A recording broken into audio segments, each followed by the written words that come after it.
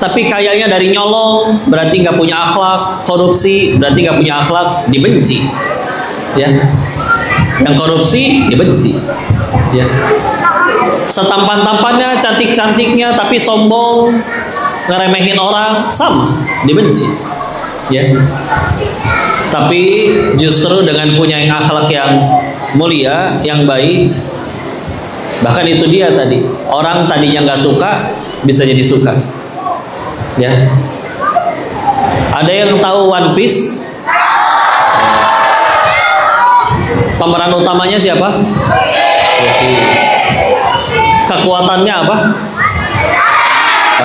Oke. Kalau kalian benar-benar ngikutin One Piece, Luffy, ya, di situ pernah disebutkan salah satunya oleh Mihawk. Tahu Mihawk? Ya. Bahwa Luffy itu punya satu kekuatan yang orang lain gak punya selain karet, ya, yaitu perhatikan, dia punya kemampuan untuk mengubah orang jadi suka sama dia. Jadi yang tadinya nggak mau temenan jadi ngebela dia, dan itu justru menurut orang-orang kuat itu kemampuan yang paling mahal. Ya. Rasul sama seperti itu. Ada orang tadinya nggak suka, ngelihat akhlaknya bisa jadi suka, bahkan bisa ngebelain sampai mati. Ya. Cuman bedanya kalau Luffy kisah fiksi, bohongan, orangnya nggak betulan ada. Rasul benar-benar pernah ada, pernah lahir di muka bumi, dan benar-benar meninggalkan peninggalannya untuk kita. Ya. Maka itu senjata yang luar biasa, ya. Jadi kalau nanti pengen bisa sukses, apapun karirnya tetap berhasil, ada yang dukung, ada yang bela, ada yang bantuin. Karena demi Allah kita nggak akan bisa sendirian, nggak akan bisa sendirian. Perlu pertolongan, ya. Maka ternyata senjatanya adalah beliau menggunakannya akhlak, ya. Ngomongin akhlak di dalam Islam itu ibarat pohon, ya. Itu ternyata adalah buahnya. Adalah apa? Buah. Namanya buah, gak mungkin tiba-tiba simsalabim ada. Pasti ada akarnya, pasti ada batangnya, baru nanti muncul ada buahnya. Ya. Itu buah-buah yang di toko buah juga ada yang nanam. Dia nyerap nutrisi dari akar, disalurin oleh batang, nyampe kepada buahnya. Ya. Maka yuk kita lihat, kalau misalkan buahnya itu akhlak, maka batangnya apa, akarnya apa? Ya. Kita mulai dari akar dulu.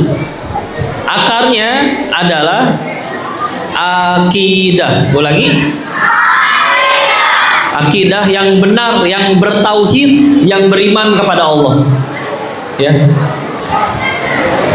Lanjut lagi dulu ke batangnya. Batangnya adalah syariat. Ulangi.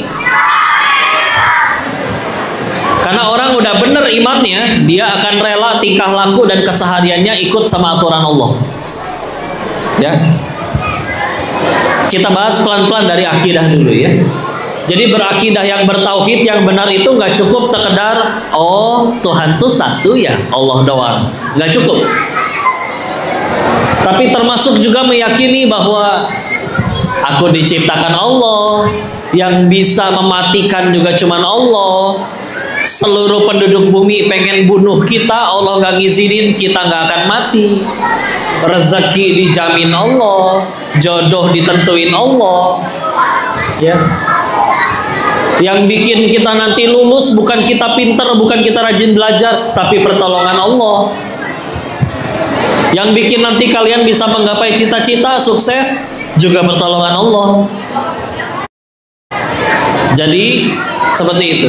Makanya hal-hal yang merusak tauhid udah mesti dihilangin, hal-hal yang sederhana. Contoh, pernah dengar ada yang bilang kayak begini, Jangan foto bertiga, nanti yang tengah mati duluan. Maka tidak benar. Jangankan yang tengah, yang moto juga pasti mati. Ini pasti mati, pasti mati semua, ya. Yang di rumah nggak ikut pemotretan juga pasti mati, betul? Ada orang yang tidak mungkin mati, pasti mati, ya. Dan mati itu yang penting adalah husnul khotimah.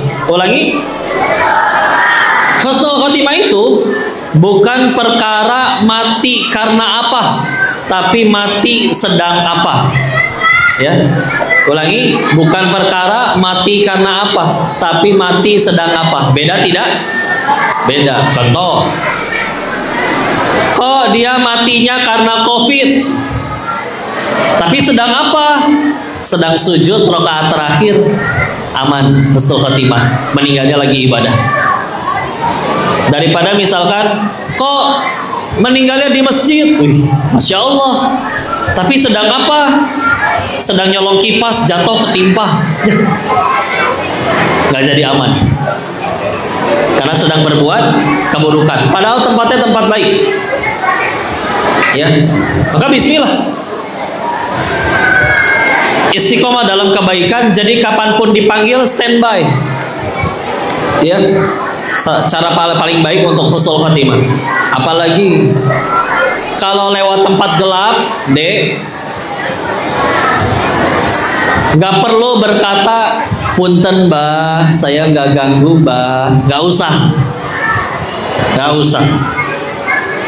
Kok setan ada nggak? Hantu, bangsa jin ada. Tapi kalau Allah nggak ngizinin dia ganggu, dia nggak bisa apa-apa. Bersatu seluruh jin dan manusia ingin mencelakai, Allah nggak kasih izin, sehelai rambut pun nggak akan jatuh. Jadi nggak usah punten mbah, ya, tenang aja. Dagang kok, dagangan saya digangguin sama dia, dikirimin jin jadi sepi. Enggak, Allah yang nahan rezeki atas izin Allah. Tugas kita tobat, hidup yang benar, beriman kepada Allah. Allah nggak ngizinin ganggu, mau dukun kek, mau setan kek, mau jin kek, nggak bisa ganggu. Gitu aja, ya. Punten ya, kalau ada orang akhirnya bisa digangguin sama dukun dengan jinnya, itu atas seizin Allah, diizinin untuk gugurin dosa si orangnya. Karena bisa jadi ternyata dia juga belum mau sholat, belum mau ibadah, belum mau nutup aurat, ya. Ini kita bahas akidah dulu, ya, bertauhid, ya. Gak ada lagi yang baca zodiak. Tahu zodiak? Ya. Gak ada itu. Masa beruntung gara-gara baca gituan? Gak ada. Beruntung tuh satu, tambah dekat sama Allah, udah gitu aja. Sial itu satu, tambah jauh dari Allah, udah. Meskipun di situ tulisannya kamu bakal banyak duit, banyak jabatan, banyak popularitas, jauh dari Allah, sial itu tetap. Gak peduli, ya. Kita hidupnya kadang belum berusaha pengen kaya, yang lain bisa kaya, kita nggak bisa kaya. Tapi bertakwa sama Allah tetap beruntung. Bismillah, ya, seperti itu. Maka hati-hati, nggak ada lagi yang baca-baca zodiak. Kok pernah ketemu sama orang yang ngurus zodiak di majalah? Dia cerita, ini kalau misalkan bulannya dekat sama ulang tahun zodiak apa, contoh Desember dekat sama ulang tahun zodiak apa, itu ditulis sama dia, nanti kamu akan dapat kejutan. Ya iya, orang mau ulang tahun. Terus kadang biasanya umum, statistik, nanti akan punya masalah. Ya iya, orang hidup nggak mungkin hidup nggak ada masalah. Masalahnya nanti dari orang yang dekat. Ya iya, deket ya, izin ya. Adik-adik kenal sama tetangga Koko namanya Pak Jaja? Enggak. Punya masalah nggak kalian sama Pak Jaja? Ya enggak kenal. maka masalah pasti sama yang kenal.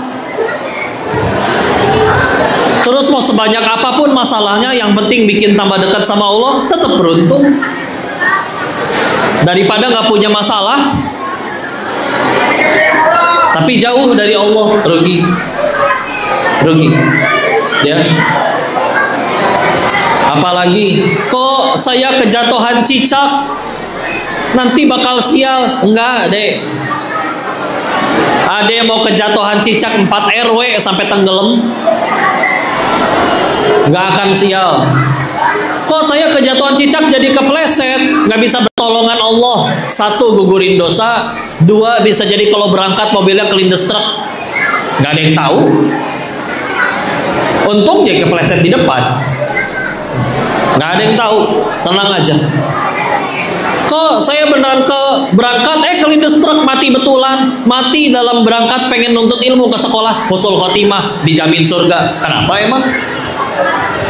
Banyak anak-anak di Palestina belum sempat gede, mati duluan kena ledakan, lebih terjamin surganya daripada yang tinggal di Indonesia umur panjang tapi misalkan malah dipakai maksiat. Ngapain hidup lama-lama buat nambah kuota siksaan dosa doang? Rugi. Lihatnya kayak begitu, ya. Ada lagi yang mungkin tahu guru-gurunya atau yang anak SMA, SMK. Dulu pernah ada anak kecil di Jawa Timur megang batu kesambar petir. Orang jadi percaya batunya bisa nyembuhin orang, deh. Orang datang bawa air di gayung, minta dicelupin pakai batu itu, diminum. Namanya batu ponari, tahu? Pernah dengar? Jadi kalau udah dicelupin sama batu itu, airnya namanya berubah jadi ponari sweat. Oh, udah berubah ya? Ya.